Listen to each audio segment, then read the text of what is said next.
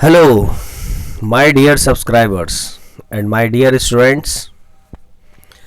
Today, our topic is sexual reproduction in human, NEET biology. Okay, so now let us start the chapter. Let us start the chapter. Sexual reproduction in human.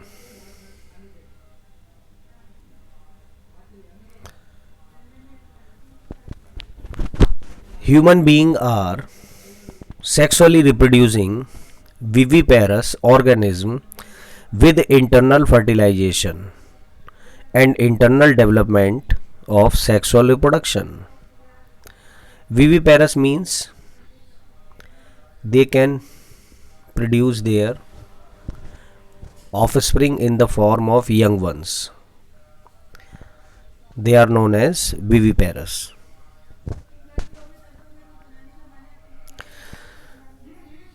Gametogenesis.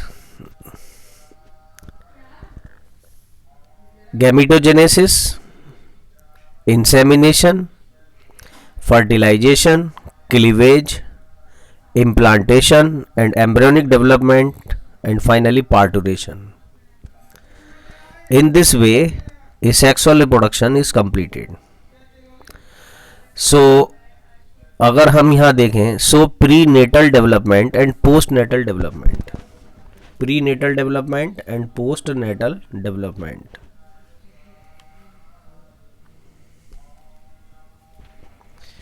Prenatal development, it include embryonic development and fetal development. Postnatal development, it is the development that occurs in the individual after birth. So now characteristics of human reproduction. Human are regular breeder.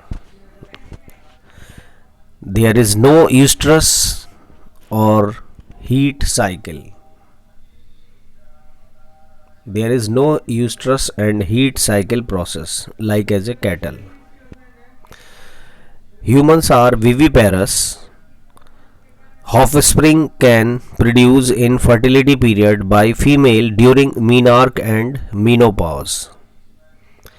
Fertilization is internal and fetal development in uterus nourished by placenta. Infants can be fed on mother's milk.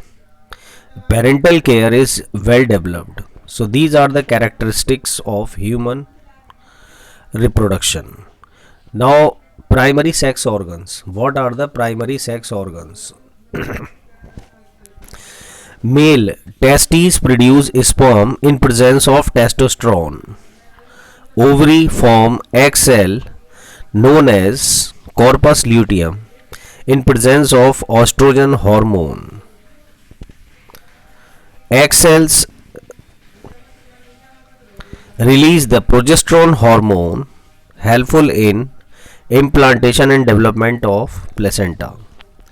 देखें, जो ovary होती है, ovary से egg cell बनता है. Egg cell का scientific name corpus luteum है. और जो एग सेल होती है फीमेल की, वो भी एक हार्मोन रिलीज करती है. उस हार्मोन को हम कहते हैं progesterone.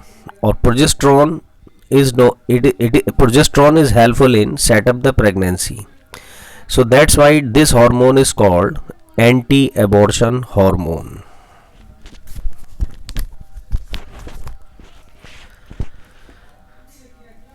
Now secondary sex organs. अब हम देखते हैं secondary sex organs क्या होते हैं. Secondary sex organs. These organs do not produce gamete, but part of the reproductive system. Like as a male में आते हैं vasa efferentia, epididymis, vasa deferentia, ejaculatory duct, seminal vesicle, urethra, prostate gland, Cowper's gland and penis. ये हैं male के secondary sex organs. Now female secondary sex organs में fallopian tube, uterus, vagina, external genitalia, Bartholin glands and mammary glands. Now accessory and external secondary sexual characters. तो कुछ जो हैं secondary sexual character, accessory secondary sexual characters होते हैं। जैसे mail, mail के अंदर होती हैं बियर्ड जैसे दाढ़ी, माउस्टिचेस मूछें, body hair on the shoulders, chest, pubic hair, Adam's apple, voice low pitched with breathing more rate. ये है मेल के एसेसरी कैरेक्टर। नाउ फीमेल के एसेसरी कैरेक्टर अगर हम देखें, high pitched sound, large breast, broader pelvis, pubic hair, high fat in thighs and buttock. तो ये हो गया फीमेल के कैरेक्टर्स। नाउ प्यूबर्टी अगर हम देखें, puberty, so now puberty beginning of sexual maturity or ability to produce gametes is known as puberty. In boys, puberty start 13 to 15 years. In girls, puberty start 10 to 14 years. Okay, so now हमने अभी ये सारा process देखा। अब हम देखते हैं male reproductive system. तो मेल रिप्रोडक्टिव सिस्टम का डायग्राम यहाँ सामने हमें दिखाई दे रहा है।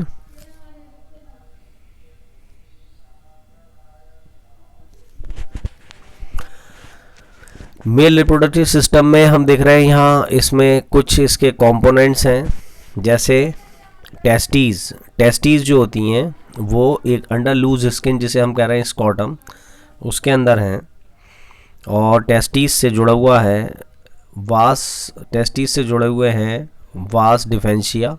वास डिफेंशिया सीधे स्पर्म की सप्लाई कर देते हैं मेल एसेसरी ग्लैंड, जिसमें मेल एसेसरी ग्लैंड हम देख रहे हैं सबसे पहले आती है सेमिनल वेसिकल, दूसरी प्रोस्टेट ग्लैंड, फिर काउपर ग्लैंड, फिर यूरेथ्रा से होते हुए स्पर्म बाहर आ जाते हैं। तो मेल रिप्रोडक्टिव सिस्टम के बेसिकली 2 फंक्शन होते हैं। पहला यूरिन, जैसे हम देख रहे हैं ऊपर किडनी है, किडनी से ब्लड फिल्टर होकर यूरिन यूरिनरी ब्लैडर से आता है, और यूरिनरी ब्लैडर से होता हुआ यूरेथ्रा के जरिए यूरिन पास आउट हो जाता है। तो हम देख रहे हैं यहाँ पर मेल रिप्रोडक्टिव सिस्टम के यहाँ 2 फंक्शन हो गए, एक pass the urine and pass the semen. लेकिन दोनों में अगर हम देखें तो जो यूरिन होता है उसका मीडियम एसिडिक होता है, और सीमेन का मीडियम जो स्पर्मेटिक फ्लूइड है उसका मीडियम बेसिक होता है। ओके, तो दोनों कभी एक साथ रिलीज़ नहीं हो सकते। अगर यूरिन पास आउट होगी तो सीमेन पास नहीं होगा, और अगर सीमेन आएगा तो यूरिन, दोनों एक साथ कभी पास नहीं हो सकते। उसका कारण है दोनों का पीएच वैल्यू अलग अलग है। यूरिन का पीएच एसिडिक और सीमेन का पीएच बेसिक होता है। ठीक है, तो अभी हम मेल रिप्रोडक्टिव सिस्टम में समझते हैं।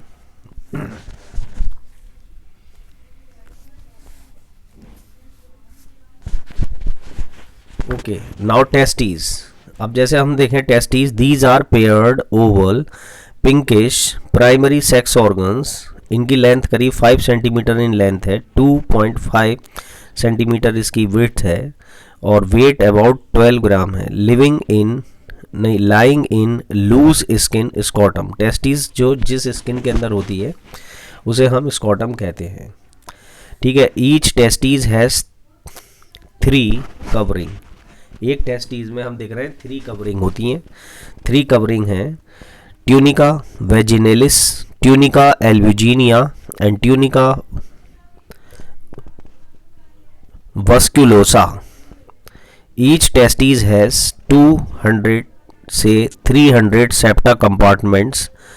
Total number of seminiferous tubules present in 900 से 1000 yellowish. In each testes, length of tubules is 70-80 centimeter. A German anatomist, Leydig, discovered the interstitial cell. So, interstitial cell, another name is called Leydig cells, which secrete the testosterone hormone for spermatogenesis. अब testis के अंदर ही Sertoli cells होती हैं। Sertoli cells provide nutrition to the spermatozoa. A newly born sperm is called spermatozoa.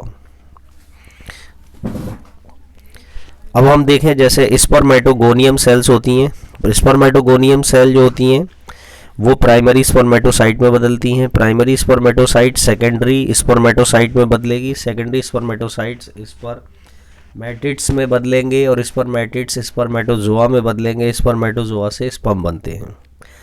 तो अगर हम देखें टेस्टिस के अंदर का पोर्शन, टेस्टिस के अंदर एक सेप्टा होता है, अंदर का कंपार्टमेंट। उस कंपार्टमेंट के अंदर सेमिनिफेरस ट्यूब्यूल होती हैं। सेमिनिफेरस ट्यूब्यूल जो होती हैं वो ट्यूबुली रेक्टाई से स्पर्म बाहर आते हैं। सेमिनिफेरस ट्यूब्यूल से स्पर्म बाहर आने के बाद ट्यूबुली रेक्टाई के अंदर आएंगे। ट्यूबुली रेक्टाई से रेटी टेस्टिस में आते हैं। रेटी टेस्टिस से वासा इफेंशिया में आते हैं। वासा इफेंशिया से एपिडिडाइमिस में आते हैं और एपिडिडाइमिस के 3 पार्ट होते हैं, कॉर्पस, कैप्यूट एंड कॉडा। इसके बाद हम देखते हैं कि वो स्पर्म कॉडा एपिडिडाइमिस से वासा डिफेंशिया में आ जाते हैं। वासा डिफेंशिया से स्पर्म घूमते हुए सेमिनल वेसिकल में, फिर प्रोस्टेट ग्लैंड में, फिर काउपर ग्लैंड में आएंगे। फिर काउपर ग्लैंड से फिर वो यूरेथ्रा से होते हुए पेनिस से बाहर। तो यहाँ अगर हम देखें टेस्टिस में epididymis is helpful in maturation of sperm. Epididymis जो है वो स्पर्म को मैचुरेशन करने में हेल्प करता है। और एपिडिडाइमिस एक क्वाइल्ड थ्रेड होता है जो टेस्टिस के ऊपर होता है, जिसका काम है मैचुरेशन ऑफ स्पर्म, स्पर्म को मैच्योर करना।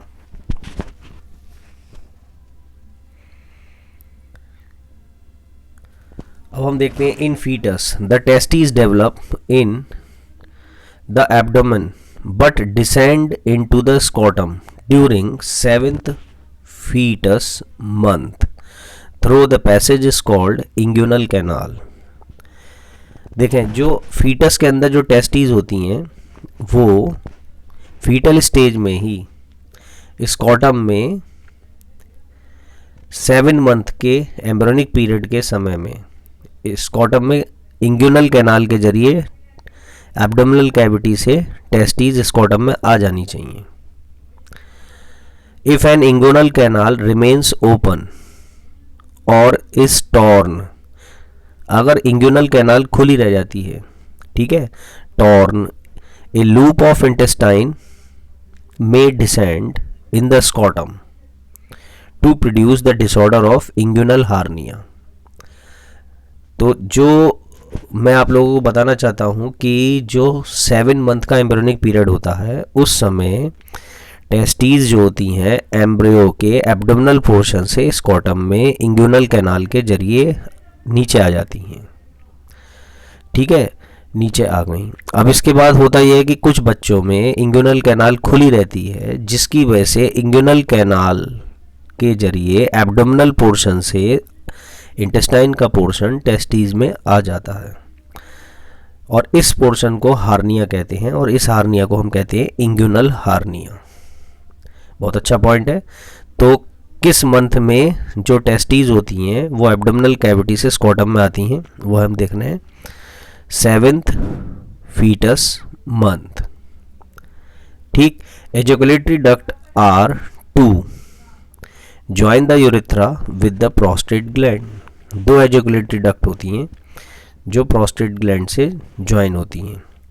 ए testis rest in its chamber over pad is called गवर्नाकुलम।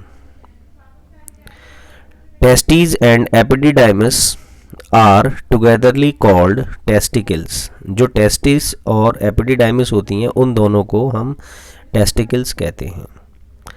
Penis, it is a male erectile copulatory organ which pass out the urine and penis has long shaft and expanded tip called glans penis and shaft has 3 column। तो जो penis होता है उसका जो shaft होता है उसमें 2 dorsal corpora cavernosa यानी उसके अंदर 2 कॉर्पोरा कैवर्नोसा मसल होती हैं और एक जो होती है कॉर्पस स्पॉन्जियोसम होती है। तो पेनिस के अंदर 2 तो कॉर्पोरा कैवर्नोसा और एक कॉर्पोरा स्पॉन्जियोसम होता है। Urethra is present in the corpora spongiosum. तो जो यूरेथ्रा होती है वो कॉर्पोरा स्पॉन्जियोसम में होती है। Glans is covered with a loose retractile foreskin और प्रीप्यूज। तो जो पेनिस का टिप पार्ट होता है उसे कहते हैं glans penis, which is covered with loose skin known as prepuce. Now male accessory gland, तो हम देखें मेल एसेसरी ग्लैंड हमने देखी थी, 3 होती हैं, seminal vesicle, prostate gland and Cowper gland. तो सेमिनल वेसिकल के बारे में देखते हैं। इट्स सिक्रीशन हैज 60 से 70% part of semen and it is thick viscous mucoid alkaline having proteins contain. इसके अंदर जो प्रोटीन होते हैं वो fibrinogen, fructose and nourishment for activity of sperm, citrate, inositol, prostaglandin for liquefying the cervical mucus and stimulating the movement in the female tract. तो अभी हमने seminal vesicle का जो फ्लूइड देखा उसके अंदर हमने देखा फ्रक्टोज होता है। सेमिनल वेसिकल के अंदर फ्रक्टोज होता है जो स्पर्म्स को नरिशमेंट प्रोवाइड करने का काम करता है। जो क्रिमिनल एक्टिविटीज़ होती हैं जैसे रेप केसेस होते हैं तो उसमें भी ऐसे ही पहचान होती है कि अगर वेजाइनल पोर्शन में फ्रक्टोज पोस्टमार्टम में डिटेक्टेड हुआ तो वो ये कंफर्म करता है कि रेप केसेस में विक्टिम्स को पकड़ने में मदद मिलती है। तो फ्रक्टोज जो होता है सेमिनल वेसिकल का एक कंपोनेंट होता है जो स्पर्म्स को न्यूट्रिशन प्रोवाइड करता है। ठीक, तो बहुत अच्छा पॉइंट था ये। Now prostate gland, it's secretion is milky, alkaline and contain calcium phosphate citrate and its secretion contain 20 to 30% of semen. It is essential for sperm motility. तो जो प्रोस्टेट ग्लैंड है इसका जो सिक्रीशन होता है स्पर्म्स की मोटिलिटी में help करता है। तो अभी हमने देखा सेमिनल वेसिकल का जो सिक्रीशन है स्पर्म्स को न्यूट्रिशन प्रोवाइड करता है और प्रोस्टेट ग्लैंड जो है स्पर्म की मोटिलिटी। ना काउपर्स ग्लैंड जिसे हम बल्बो यूरेथ्रल ग्लैंड्स भी कहते हैं, it neutralize the urethra by its secretion. Secretion of Cowper's gland is produced before the ejaculation of semen. तो काउपर ग्लैंड क्या काम करती हैं कि स्पर्म के रिलीज होने से पहले यानी एजुकुलेशन से पहले काउपर ग्लैंड अपना सिक्रीशन रिलीज करती हैं जिसकी वजह से यूरेथ्रा जिससे यूरिन पास आउट होती है वो सारा मीडियम जो है स्पर्म्स को बेसिक मिल जाता है। तो Cowper gland change the medium of urethra acidic to basic by its secretion. Acidic क्यों होता है? क्योंकि यूरिन के लिए जब भी कोई व्यक्ति जाता है तो यूरिन की वजह से यूरेथ्रा का मीडियम एसिडिक हो जाता है हर बार, लेकिन जब भी स्पर्म बाहर आएंगे तो स्पर्म को मीडियम चाहिए बेसिक। तो काउपर ग्लैंड अपना सिक्रीशन करके यूरेथ्रा के मीडियम को एसिडिक से बेसिक में कन्वर्ट कर देती है। In human fructose is found only in human semen. The test is used in case of rape. इसके बाद हम देखते हैं male reproductive system remain operational throughout the life when testosterone level decreases in 60-80 years male sexual function decreases, that is known as male climacteric effect. तो अभी हमने देखा कि मेल जो है वो 60 से 80 ईयर्स तक काम करता रहेगा रिप्रोडक्टिव सिस्टम, उसको एक्टिवेट होने के लिए टेस्टोस्टेरोन हार्मोन की ज़रूरत होती है। अगर टेस्टोस्टेरोन का लेवल कम होगा तब मेल क्लेमैक्ट्रिक आएगा इफेक्ट। अब हम देखते हैं फीमेल रिप्रोडक्टिव सिस्टम। तो फीमेल रिप्रोडक्टिव सिस्टम का डायग्राम हमारे सामने यहाँ पर आ रहा है। हम देख रहे हैं कि जो फीमेल रिप्रोडक्टिव सिस्टम है इसमें 2 ओवरी हैं ओवरी के साथ साथ हम देख रहे हैं ओविडक्ट है, ओविडक्ट का ही एक पार्ट है जो फैलोपियन ट्यूब है जिसके अंदर सीलेटेड एपिथेलियम दिखाई गई है। फिर इसके बाद हम देख रहे हैं यहाँ यूटीरियस है, यूटीरियस के बाद इसकी ओपनिंग है वो सर्विक्स है, सर्विक्स के बाद हम देख रहे हैं एक ट्यूब है वेजाइना, इसके बाद एक्सटर्नल पोर्शन जिसे हम वल्वा कहते हैं, वल्वा आ गया। ठीक, तो अब इससे हम देखें कि जो ovary, there are 2 ovary and ovary release the egg cell. Egg cell का डायग्राम हम देख रहे हैं सामने, मैंने बराबर में एग सेल का डायग्राम बना रखा है।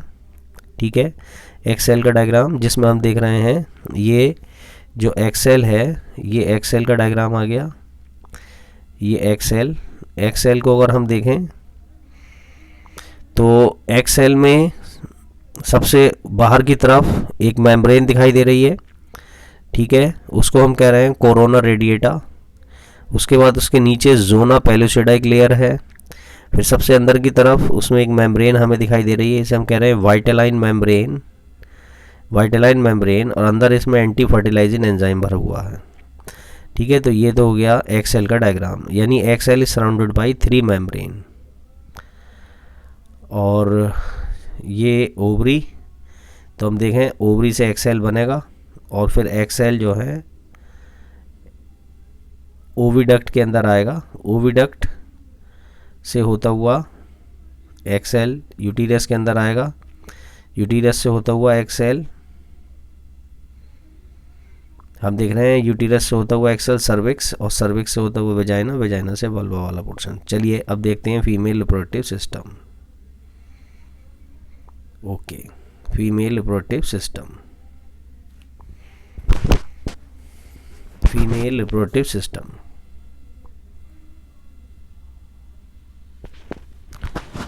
Human female reproductive system is located in pelvic region. It contains a pair of ovary, a pair of oviduct, fallopian tubes, uterus, cervix, vagina, vulva, and Bartholin glands.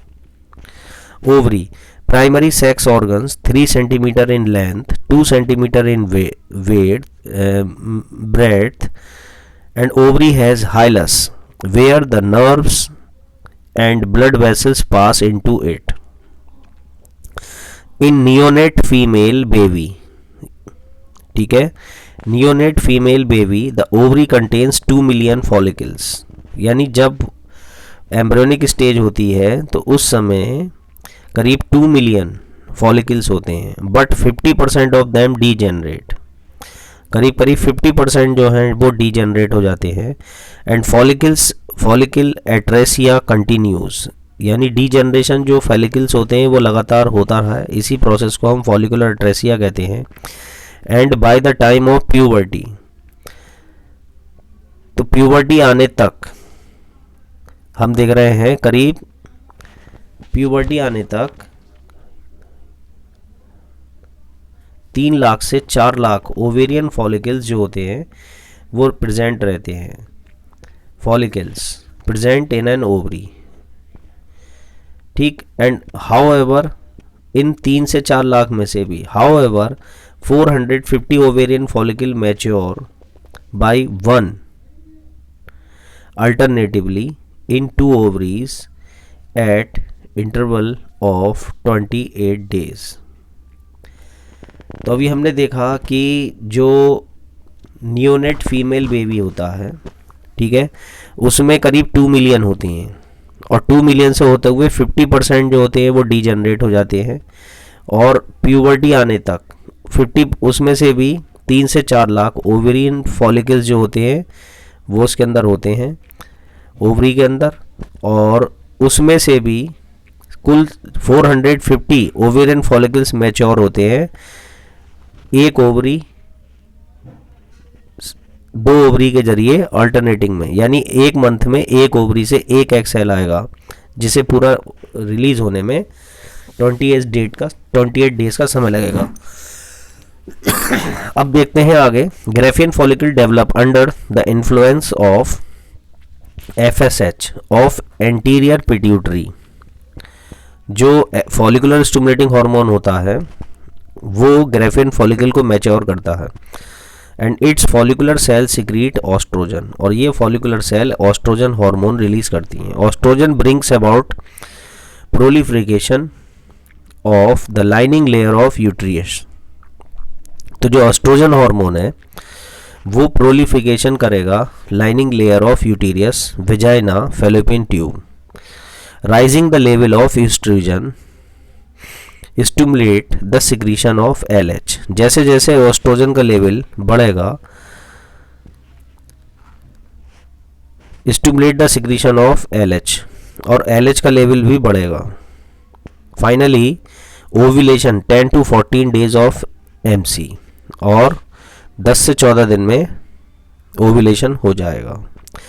Ovulation एक fix date में होता है जो कि 14th day होते हैं. The empty ruptured Graafian follicle called corpus haemorrhagic and the ruptured follicle contain the deposition of yellow carotenoid pigment, formation of yellow body called corpus luteum. उसी को हम कहते हैं corpus luteum, and corpus luteum secrete the progesterone hormone, and corpus luteum loss its yellow color, change into corpus albicans and then degenerate. अब आते हैं हम देखें fallopian tube. It is differentiated into 4 part.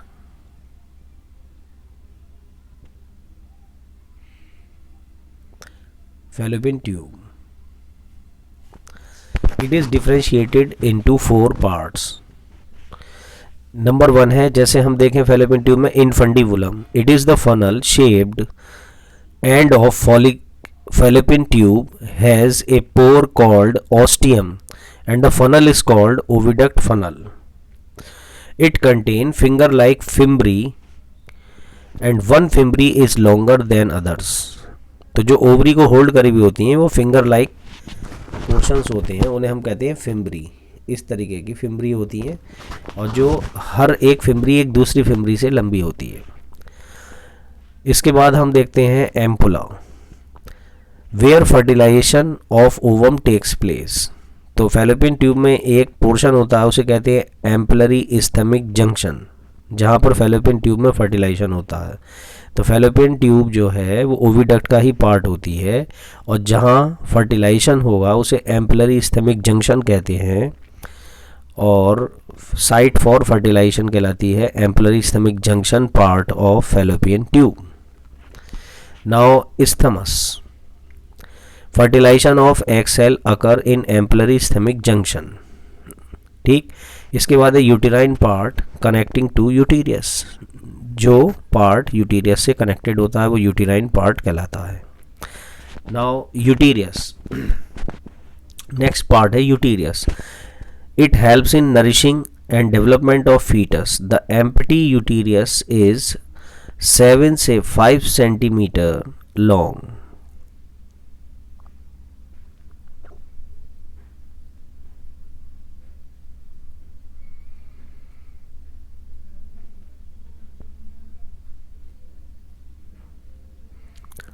and 5 centimeter broad and 2.5 centimeter thick. It has 3 layer. जैसे हम देखते हैं इसकी 3 लेयर होती हैं, endometrium, myometrium and perimetrium. The inner wall of uterus which has blood supply. Endometrium वो layer होती है जिसमें ब्लड की सप्लाई होती है. मायोमेट्रियम स्मूथ मसल्स होती हैं. पेरीमेट्रियम आउटर मेम्ब्रेन होती है यूटेरियस की. The opening of uterus is called cervix. तो सर्विक्स जहाँ ओपन होता है उसे हम कहते हैं सर्विक्स. Endometrium show the cyclic change during the reproductive period of female is called menstrual cycle. इसके बाद हम देखते हैं vagina. Vagina female reproductive system का सर्विक्स के नीचे का एक ट्यूब वाला पार्ट होता है. It is the passage way for menstrual flow as well as birth canal in virgin. The vaginal orifice is partially covered by an annular centrally perforate a membrane is called hymen. hymen को sign of virginity माना जाता है. लेकिन during the involvement of sports activity it may be rupture. Okay, so clitoris is considered to be homologous of penis. Clitoris जो है वो female reproductive system के vulva वाले पोर्शन में जो दो एक्सटर्नल लिप होते हैं, कॉर्पोरा कैवर्नोसा और कॉर्पोरा लेविया मेजोरा और लेविया माइनोरा के जंक्शन पर क्लाइटोरिस होता है. Is considered to be a homologous to penis. Outer lip is called labia majora and with sebaceous gland and the inner smaller thin non-hairy labia minora. Inner lip जो होता है उसे labia minora कहते हैं.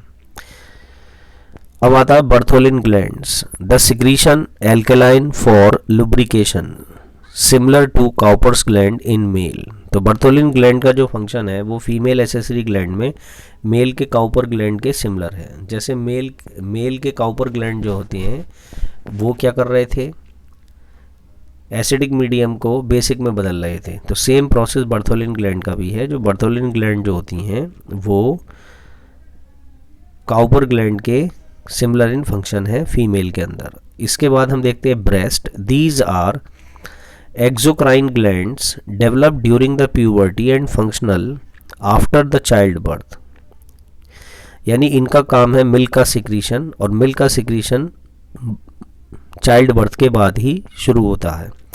Each breast has a medium nipple having rounded tip and pigmented sensitive called areola. Internally each breast has 15 से 25 milk gland known as alveoli. Each milk gland a lactiferous duct towards a nipple where it opens by a separate pore of about 0.5 millimeter in diameter. Its secretion is under the control of prolactin. Anterior pituitary से निकलने वाला एक hormone होता है prolactin, जिसकी वजह से ऐसा होता है. But milk ejection is under the control of oxytocin, और मिल्क का रिलीज करने में जो रेस्पॉन्सिबल है वो ऑक्सीटोसिन है जो पोस्टीरियर पिट्यूटरी से बनता है. तो यहाँ बात समझने की ये है कि जब तक एंटीरियर पिट्यूटरी से प्रोलैक्टिन नहीं आएगा, मेमरी ग्लैंड से मिल्क नहीं बनेगा, और जब तक पिट्यूटरी से पोस्टीरियर पार्ट से ऑक्सीटोसिन नहीं आएगा, मिल्क का सिक्रीशन स्टार्ट नहीं होगा. ठीक, तो first milk after the parturition.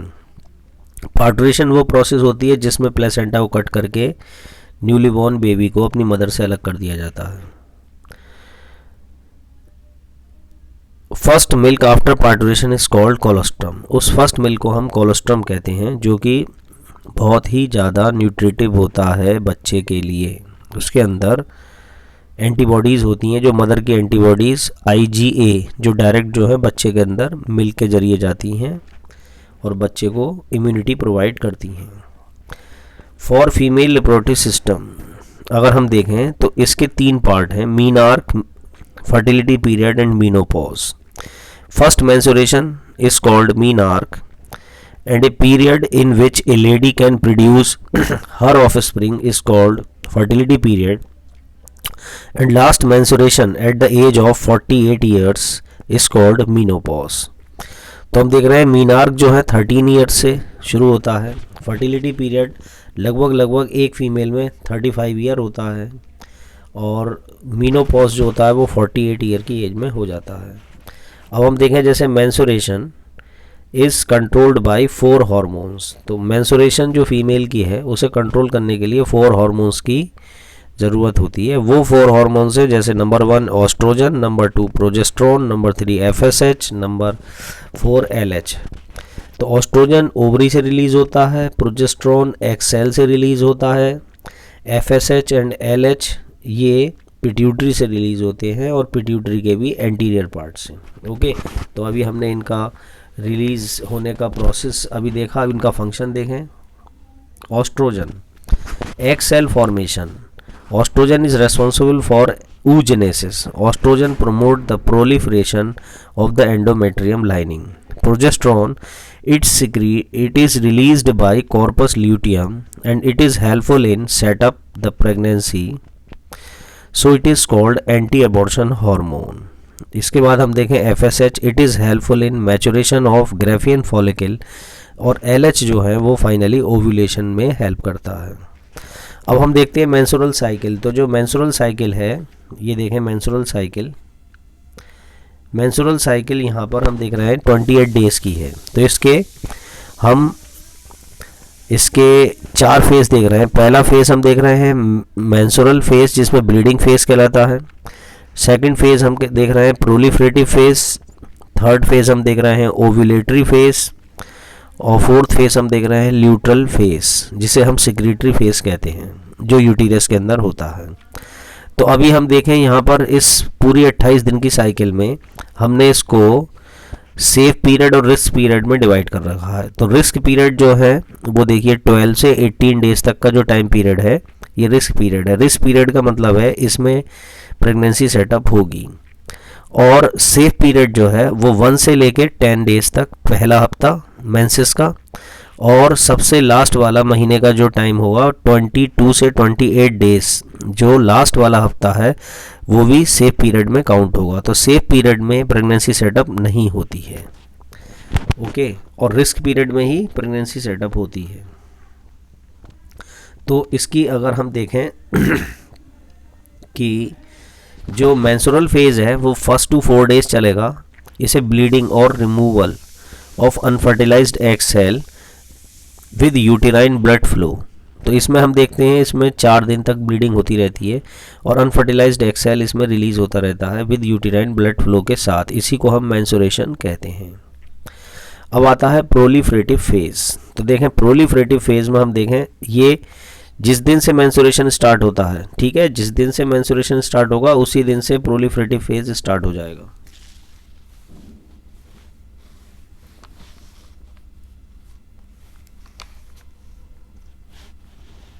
Proliferative phase start हो जाएगा उसी दिन से।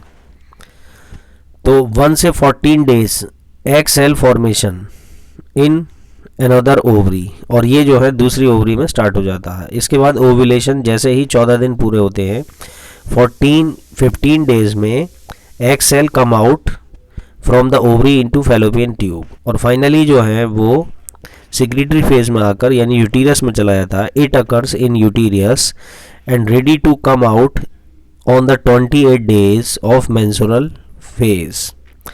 तो अगर हम सिक्रीटरी फेज देखें तो सिक्रीटरी फेज में 14th डे में तो ओव्यूलेशन हो जाता है। तो ओव्यूलेशन कहाँ होता है? फैलोपियन ट्यूब में। इसके बाद 15, 16, 17 और 18 डेज के बाद वो जो है यूटीरस के अंदर आ जाता है, तो जिसे हम सिक्रीटरी फेज या ल्यूटल फेज कहते हैं।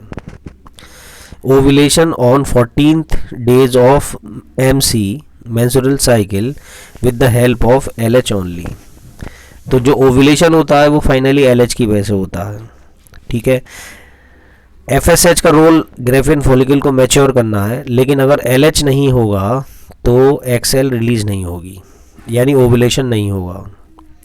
Implantation occurs on the 11th day after fertilization with the help of progesterone. तो इम्प्लांटेशन जो होता है वो हमेशा फर्टिलाइजेशन के 11 दिन बाद होता है, और प्रोजेस्ट्रॉन इसमें अपना मेन रोल प्ले करता है।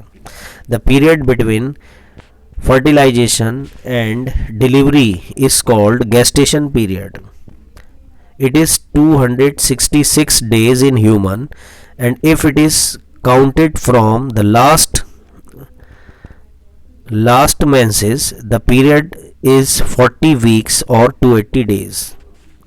Placenta release HCG, human chorionic gonadotrophin hormone, only pregnancy testing hormone during the first trimester, यानी शुरू के जो 3 महीने होते हैं उसी को हम फर्स्ट ट्राइमेस्टर कहते हैं। जो ह्यूमन का जो एम्ब्रियोनिक डेवलपमेंट है वो 3 ट्राइमेस्टर में होता है। फर्स्ट ट्राइमेस्टर 3 मंथ हो गए, second trimester 3 month to 6 month हो गए, और third trimester 6 month to 9 month हो गए, जिसमें 3 ट्राइमेस्टर पूरे होने के बाद बर्थ होने के लिए फीमेल तैयार हो जाती है, बच्चे के बर्थ के लिए तैयार। तो ह्यूमन सिक्रीट बाई प्लेसेंटा। अब देखें जैसे हार्मोन जो है प्लेसेंटा से कौन कौन से सिक्रीट होते हैं, ये हम देखते हैं। Hormones secreted by placenta: estrogen, progesterone, gonadotrophins, placental lactogen and relaxin. ये हार्मोन जो हैं रिलीज होते हैं प्लेसेंटा से।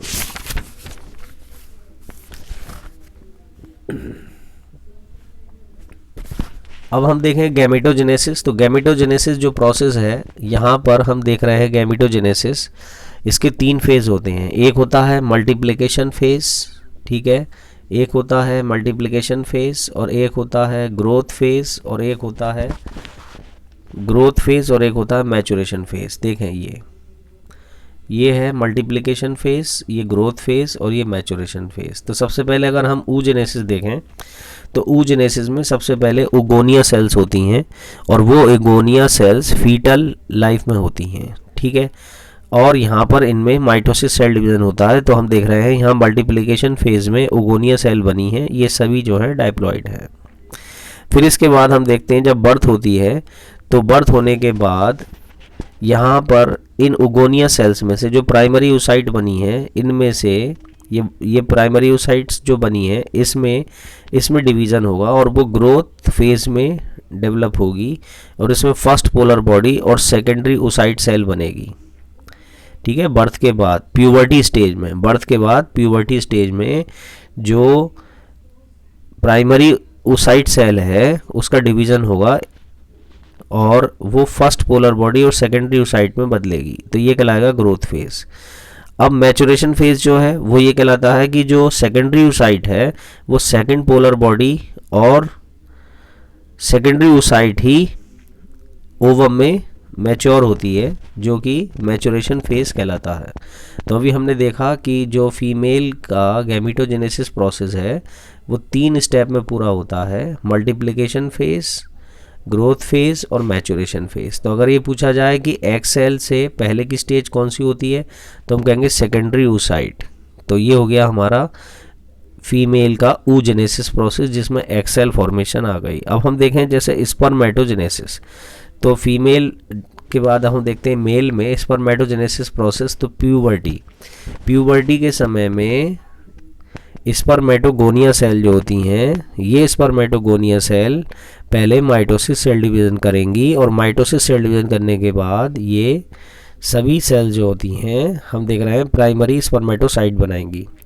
फिर इन प्राइमरी स्पर्मेटोसाइट में प्यूबर्टी आने पर इसमें प्राइमरी स्पर्मेटोसाइट जो होती है वो सेकेंडरी स्पर्मेटोसाइट में बदलेगी, और सेकेंडरी स्पर्मेटोसाइट सेल जो होती हैं वो स्पर्मेटिड्स में बदलेंगी, और स्पर्मेटिड्स जो होंगी वो मैच्योर होके स्पर्मेटोजोआ में बदल जाएंगी। स्पर्मेटोजोआ न्यूली बॉर्न स्पर्म होते हैं, ठीक है। तो अभी हम देखें पहला फेज है मल्टीप्लिकेशन फेज। तो मल्टीप्लिकेशन फेज में हम देख रहे हैं